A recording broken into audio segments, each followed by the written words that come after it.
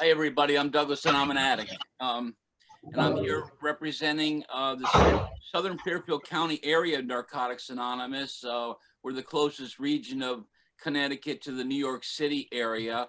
But, you know, together with our other 8 regions or other 8 areas in the state of Connecticut, we make up the Connecticut region of Narcotics Anonymous. And, you know, as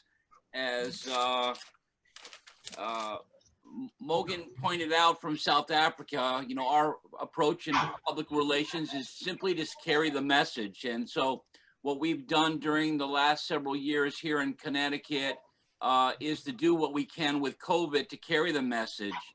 And I'm going to start with, give me a second here. Well, when I went to my first meeting, I was really scared. I didn't know what to expect. A bunch of drug addicts in a room together? Give me a break. No matter what I did, said, I'm surprised. Other people felt the same way. You know, I've been running alone for so many years, and you know, I wasn't. You know what I mean? It is possible to stop doing drugs. It proves it to me, but you got to get there. Call Narcotics Anonymous. We can help.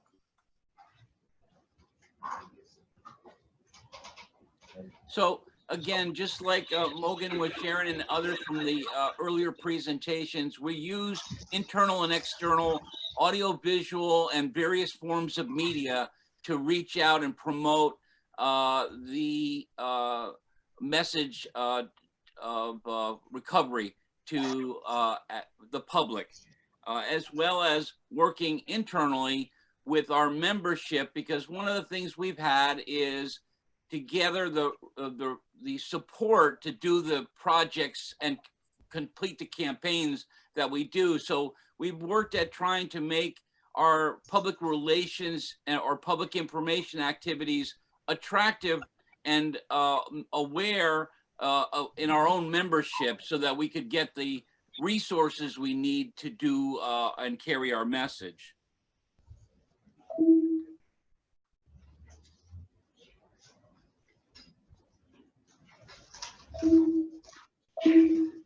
Sorry. Well, when I went to my first meeting,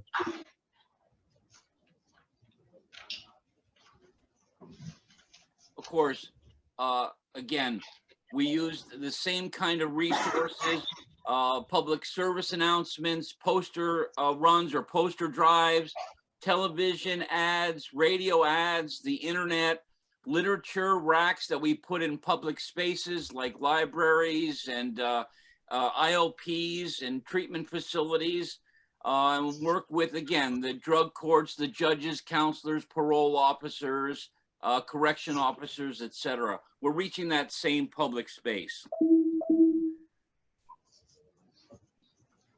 So we clarify what NA services we do and we don't do with our members. We make our members aware of what the role of public image is for Narcotics Anonymous. And it's been challenging with the COVID because, you know what, you didn't want our fellowship to be considered one of the super spreader contributors. And so we've had some events at our conventions and things where we've been cautious to protect the you know, the goodwill and good name of Narcotics Anonymous as a fellowship. When we have had professionals and the public where we wanted to invite them to our events, but because we erred to caution, COVID has put some different challenges on our efforts. So in public awareness, there was a overdose awareness events across the country, Overdose Awareness Day, and we participated in 5 different events in a number of different cities around the state of Connecticut. We've also done, like Mickey was just sharing about, in New Jersey, we've taken bus ads, 2 cities, 5 buses, 5 routes, and just like the Goodwill in New Jersey, the transit authority and the media company were willing to leave our ads up there for additional months because they didn't have anything to replace them with. So it was a lot of value. We also do restaurant and diner placement ads, where little ads are placed in the placemats in front of everybody. We did 3 locations with over 50,000 pieces in 2001 alone. We had 2 different poster drives, February and June. We now have our groups adopting our rack locations. We've got dozens of racks around the Southern Fairfield County area, and our groups have adopted them, so they make sure that they're full, and they're regularly checking in with the rack host to make sure that they have everything that they need available for their clientele. We've also, again, initiated a professional letter campaign outreaching to our local town and city social workers, because again, as Robert was talking about in New York, we have to reach these populations of people, whether it's mental health, youth, or multilingual communities, Spanish, Polish, etc., that we have predominant in Connecticut. So we've started some new campaigns for 2022.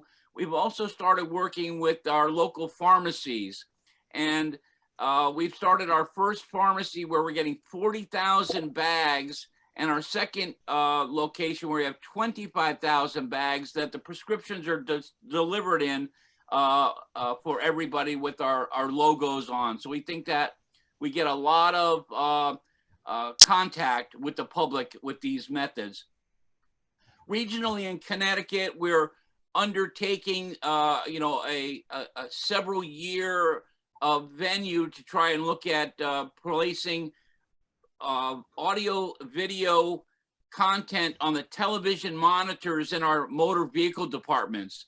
Because pre-COVID, you'd go into the motor vehicle, you'd pick a number, and you'd sit down and you wait for half hour to an hour before your number was called, before you could get up and do your motor vehicle paperwork. In that case, the TV monitors are often the only thing to watch, and these ads that we would put up would run every 15 minutes, both in English then in Spanish, on a regular rotating basis all day long at the motor vehicles. And again, we're rolling that program out and hope that as this COVID allows more open access, that the motor vehicles will be back in full swing and we can get our best impact that way.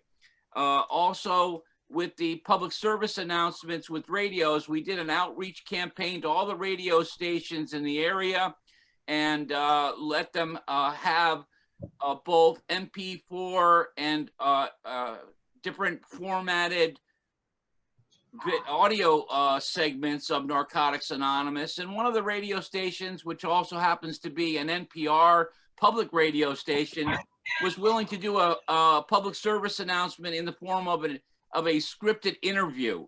So we've got a 15-minute slot to go through a scripted interview with them, and we hope that that'll be up and circulating here this year.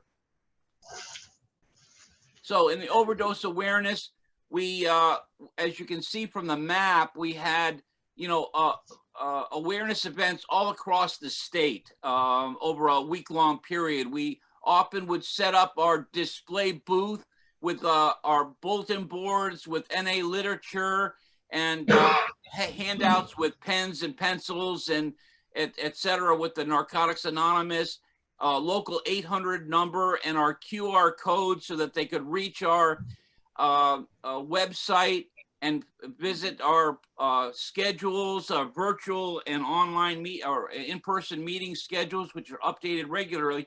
We use the YAP third-party phone service, so it's very interactive. You dial in, you could actually contact and talk to a person directly. You can put in your zip code or your city, and it'll give you back the nearest meeting and text you 3 or 4 additional meetings locally to you. So we found that to be a lot of traffic on our phone line and our code system for outreach. One of the events that we also had was with one of the largest rehabilitation facilities in the state of Connecticut with multiple locations, and they hosted Craig Melvin from NBC TV broadcaster who wrote a book about his father's addiction. And we got a lot of people, like the campaign that New Jersey ran. We picked up over 100 contacts with people, professionals in the recovery world for ongoing work and relationships. So how do we do it? We place these literature racks around. We're now working with giving our presentations to high schools, health fairs, again, the jails and prisons, drug court, and treatment facilities.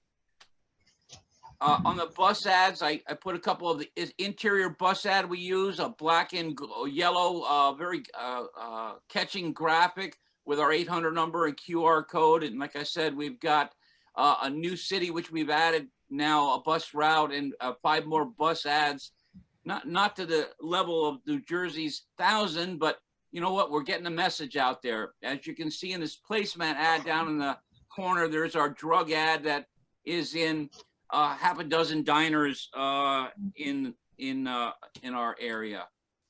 You know, again, a lot of the resources we use are available through World Service and through the NA.org site. So if you're looking for some of these resources, video content, audio content, PowerPoint presentations, you know, there's just a lot of information available. Again, I put a few things in about our phone line because, again, we have people that have called in that have mental illnesses and are, you know, are talking about their depression and their suicide. So we have a whole program and, you know, a set of, you know, phone line guidelines and do's and don'ts that we follow, just like Robert was talking about. Okay, listen, Doug, you have about 1 minute remaining. Good. Our literature racks, our adopt-a-rack locations that I mentioned, cooperating with our professionals, our letter writing committees, and the spreadsheets and letter formats that we've utilized. And then Hey, again, is that a monkey on your back? No, what are you talking about? Oh, I couldn't help but notice that ugly fuzzy brown thing you've been carrying around on your back for a while now. I used to have a monkey on my back too. How much you got to feed yours? Just a little, you know, on the weekends. Of course, most monkeys get that big by feeding them on the weekend, don't we? Look, you don't understand. You haven't been through what I've been through. I've been there. That monkey can never get enough, no matter how much you feed it. I carried that monkey until it got too big and I couldn't carry it anymore. Then I got help. I can handle it. What happens when you run out of money and you can no longer feed that monkey? You ever had a starving monkey on your back? They'll do whatever they need to do. Got a problem with drugs? Call Narcotics Anonymous. Anytime, 24 hours a day at 512. so again, I put this video in there to show that we've got animated video that we utilize with our schools and our outreach to the social workers. It's catchy and the kids seem to catch right on to it, the youth that we're outreaching to. We've got these resources and, you know, they're available for use. Hey, is that a monkey on your back? Yeah. Yeah. I wanted to give you some of the ideas of this pharmacy bag. We get 24,000 bags for $300, and we're working again in both English and in Spanish. We've got a list of even just regional pharmacies that the media company works with. We get a volume discount for every additional pharmacy we add in. They give us you know, some additional either content or you know, ongoing discount. So again, it's something that we've just started for 2022, and as we find it successful, we're hoping to do more. Again, these are some of the radio ads and companies that we reached out to.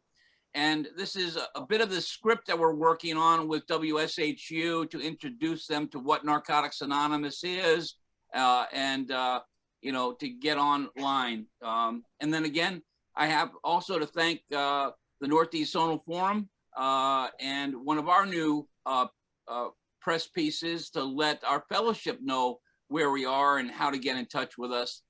Well, Vina, thank you for the time today. Thank you so much, Dan. Thank you. Okay, and now